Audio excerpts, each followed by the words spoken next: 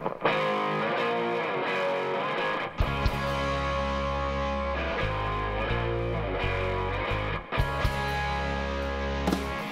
I go through this door? I need a clue. I've got to fight this fire, it's what I do. Thermal dangers, burns and smoke, menu. How can I tell what's up inside the room? It was the heat of the doorknob telling me how to stay safe. The heat of the doorknob, not a surprise. It was the heat of the doorknob, not a surprise. This presentation will be hot, hot, hot.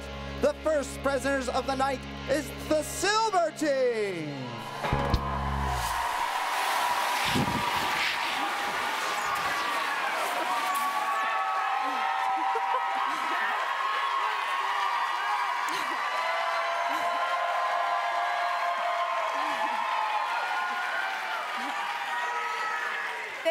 Thank you. Good evening, everyone. I'm Jack, and I'm here with Nate and Caitlin, and we are thrilled to introduce FireSense, our wrist-worn device that allows firefighters to detect thermal danger behind closed doors. I want you to imagine a firefighter entering a burning building, searching for the source of fire. As he wades through the smoke, he encounters a closed door and needs to decide if it's safe to open. Although veteran firefighters claim that they can just sense if there's a fire behind the door, there are currently only 3 methods to detect fire. You can open the door and take a peek, use a thermal imaging camera, or touch the back of your bare hand to the doorknob. Opening the door without properly assessing for thermal danger can cause a deadly explosion known as a backdraft.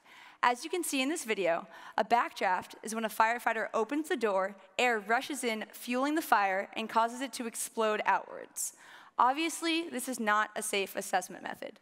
Thermal imaging cameras, on the other hand, are accurate, but they're very expensive. Even the most well-funded departments only have 1 camera for a team of 6. This leaves the other 5 firefighters with the last option. They drop the tools they are carrying, remove their protective gear, and touch the back of their bare hand to the doorknob. This method is slow, dangerous, and inaccurate. Veteran firefighters were trained in an era where the hand was the only tool they had, but modern firefighters shouldn't have to rely on their senses. Instead, they can rely on FireSense to keep them safe. To use FireSense, you simply slip on the wrist device and touch the sensing probe to the doorknob. When it's finished reading, it will pulse briefly and glow either green, yellow, or red. We chose the temperature thresholds for these colors based on a study by NIST. Anything under 130 degrees Fahrenheit is deemed safe for a firefighter to enter. We created a caution zone from 130 to 145 degrees to account for the tolerance of the thermocouple, and anything over 145 degrees indicates the presence of thermal danger. Now, to put Jack's description of FireSense in context, in a few moments, a firefighter will be joining us on stage who will be using FireSense to assess each of these 3 closed doors for thermal danger. Now, although we can't have an actual fire with us on stage, each one of these 3 doorknobs has been heated to a specific temperature in order to simulate what a firefighter may encounter inside of a burning building. Here's firefighter Matt.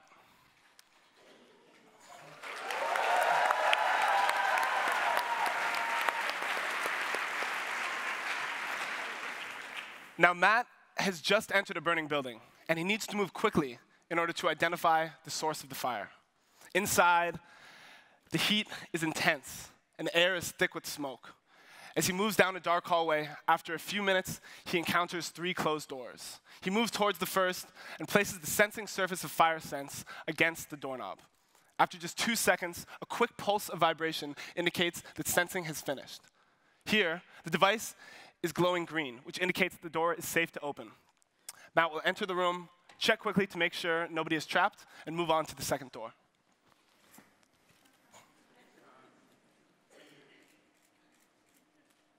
Here you can see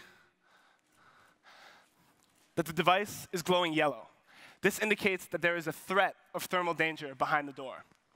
In this case, Matt would radio for a thermal imaging camera and then quickly move on to the final door.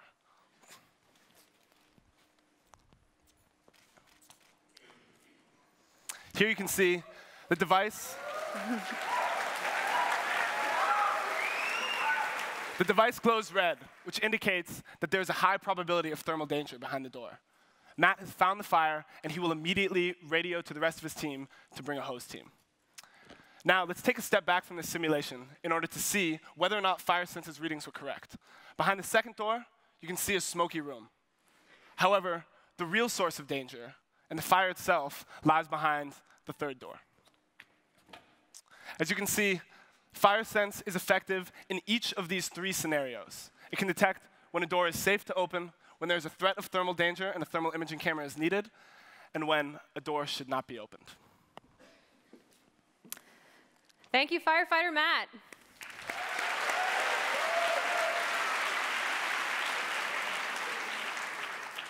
Now, as Nate and Matt just demonstrated, FireSense needs to be able to operate quickly and reliably in extreme environments. And for this reason, we designed FireSense to be both internally and externally robust, because for firefighters, even a few lost seconds or a defective piece of equipment can be the difference between life and death.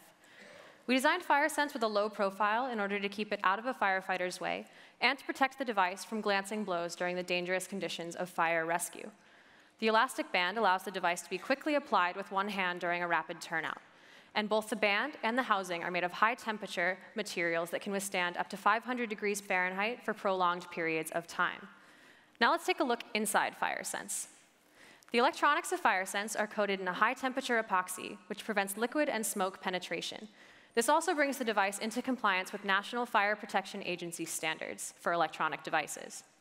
The device is battery-operated and can last for 90 hours without needing replacements. This falls directly in line with firefighter behavioral protocols, as they replace the batteries for their powered devices after every major fire. In addition to conserve power, the device is turned on before entering a fire by the switch on the side of the housing. The device only enters active sensing mode when the sensor head is pressed up against a doorknob. The thermocouple is what drives FireSense, and it can accurately sense up to 1,000 degrees Fahrenheit in less than 2 seconds and has a cooldown time of 7 seconds, allowing the firefighter to quickly and accurately sense multiple doorknobs in rapid succession without worrying about a false reading. Finally, the silicone ring that surrounds the sensor probe provides protection and grip and allows the firefighter to work with any size or shape of doorknob. In our business plan, we hope to target the 1.3 million firefighters in the United States.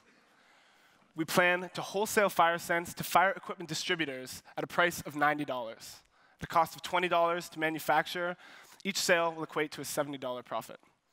After distributor markup, our product will ultimately be sold to fire departments for $150. Now, it costs $7,000 to $10,000 to fully outfit a firefighter. At $150, FireSense falls well within the price range of gear that departments typically purchase. Additionally, fire departments replace even their most expensive gear every 1 to 2 years. We anticipate that FireSense will be replaced on a similar cadence. We have worked closely with 4 fire departments in the greater Boston area, including a live burn with the Brookline Fire Department. In the first year, we will focus locally, and then in the coming years, use this support and this strong foundation in the Boston area to expand out to the rest of the country. Replacement purchases mean that our sales have the potential to increase year after year after year, only leveling off once we've saturated the entire US market. Our hope is that FireSense will expedite building searches, reduce injuries, and save lives. Firefighters are already heroes, and with FireSense, we can make them superheroes. Thank you. Next slide.